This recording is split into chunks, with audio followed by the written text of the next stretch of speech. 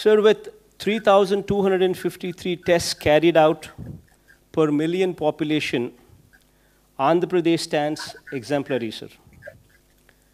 With 1.14% positivity rate, Andhra Pradesh has one of the least positivity rates in India, sir. And our mortality rate with 45 deaths stands at 2.27%. 3 rounds of syndromic survey have already been completed in our state, and approximately 30,000 people have been identified as vulnerable by our volunteers, ASHA workers, and ANMs. And we have tested all these cases as well, sir. Sir, having said all these, sir, however, after 6 weeks of lockdown, we need to look back at what we have learned and how we need to move further. Sir, in my experience handling COVID response in my state, I strongly believe that, sir, first and foremost, if we need to get back to normalcy, the stigma over corona-positive persons has to end, sir. Until and unless this fear and this stigma ends, we will not move forward. Corona has been made into such a stigmatic subject that families with persons who are positive are facing severe problems of social ostracization, sir. This has resulted in people not coming forward to report symptoms, which defeats the entire purpose of testing and identifying infected people. The current containment strategy of demarcating an area as containment cluster and that of institutional quarantining may be re-examined, sir. And as we move towards a strategy of public awareness, self-reporting of symptoms, testing, treatment, and self-isolation, without fear or stigma, should come into the forefront, sir. If we can create awareness that 97% or 98% of the cases are curable, and only mild symptoms will occur in 85% of the cases, then stigma attached will go away, sir. So we need to make people prepare themselves to live with coronavirus till a vaccine is produced. Awareness on physical distancing, use of masks and hand sanitizers, and maintaining general hygiene needs priority in these times, sir. Sir, SOPs need to be evolved for workplaces, manufacturing units, and public places, including markets. Sir, people who have symptoms should be encouraged to come forward themselves for assessment, testing, and treatment without stigma or fear. This should be facilitated by notifying the assessment cum sample collection centers and COVID-19 hospitals. We may also provide access to telemedicine facilities and call center facilities to avail services for assessment and testing and treatment, sir. High-risk persons need to be educated, made aware of the risks, and public should be explained about how to home isolate on their own, sir.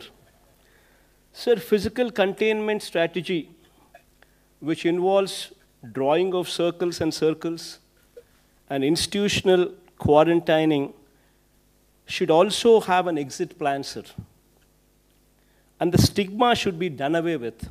So this fear and this stigma, which is compounded by high focus from media, sir, should now focus on confidence building and removing the stigma by driving the message that 95% of the people are cured and the disease is curable. Individuals would have to be empowered to take care of themselves and their family by right kind of messaging. This brings to the point that we require a major overhaul of the health system, sir. So during COVID response, we were able to ramp up the hospital beds and ICU beds to a good level, sir. But we need to improve them much, much, much further, sir. Sir, major reforms in the health system from village level to the highest teaching hospitals in the state should be the need of the hour going forward, sir. To set up a clinic in each village in the state with staff deployed on a 24/7 basis, sir. Taking up new medical colleges, one at least for every parliamentary constituency, sir. Sir, I'm just pressing on this point as parliamentary constituency because that is a more uniform figure, because every state has got different sizes of the districts, sir. So as to make the doctors and nurses available in adequate numbers, sir. So the hospitals at every tier should also be totally revamped to bring them to national standards, sir. Sir, our health infrastructure at village level should be strengthened in such a way that if any person is having any symptoms, they should be in a position to access the village clinics, get an advice, followed by treatment, sir. Similarly, sir, we need to keep our villages and towns clean, sir. This requires a major pumping of funds to the local bodies to maintain cleanliness and ensure that environment in both urban and rural areas are clean and hygiene. This is very much in line with your ideal, sir, of Swachh Bharat. And states may be allocated additional funds to achieve the objectives, sir, as raw material and movement of people are essential for manufacturing sector to achieve economies of scale. Though goods transport is allowed, sir, there are large obstructions to such movement, as many states have been enforcing stricter measures on migrant labor and such movements. Already my state has suffered heavily as manufacturing has come to a standstill and agriculture is not able to market the produce, sir, as markets across and the retail trade across the country are closed down, and we being net surplus in most of the agricultural commodities are facing the brunt, sir. Sir, we have provided a minimum support price for almost all agricultural produce due to the above situation. And because of such support, our finances are severely affected. And our consumption is limited, sir. The restrictions on interstate transport of goods has to be fully removed by all the states, and a situation has to come, sir, when a truck driver, without fear, should be in a position to travel anywhere with his goods without fear of being detained or quarantined, sir. We may all agree that the economy cannot be revived unless there is free movement of goods, migrant labor, and for this, interstate boundaries must erase, sir. Sir, public transport is another sector which is affected unless restrictions on public transport across the states is lifted, sir. Movement of persons for attending to their work will be a major problem. Many people commute to their work, including the migrant labor. And if it is not allowed, sir, economy will not come back to normalcy. Sir, currently we've seen a situation where migrants are moving back to their original states. But if they don't come back once again to the states where they were earlier working, normalcy could never come back, sir. And for this, the stigma and the fear should go, sir. So sufficient physical distance inside the buses may, however, be maintained. Masks and sanitizers may be made mandatory in public transport. Similarly, sir, shopping centers can also be allowed to function with physical distancing and masks made compulsory, sir. Sir, while framing standard operating procedures, following points may be kept as the central idea, sir. Norms regarding physical distancing, norms regarding usage of masks, personal hygiene, special focus on rural and urban sanitation, sir. So the measures of upgrading our health infrastructure, sir, what I've just spoken about it some time back, sir, will cost us around 16,000 crores of rupees, sir. Being a new state, we would require support of the union government in achieving this objective.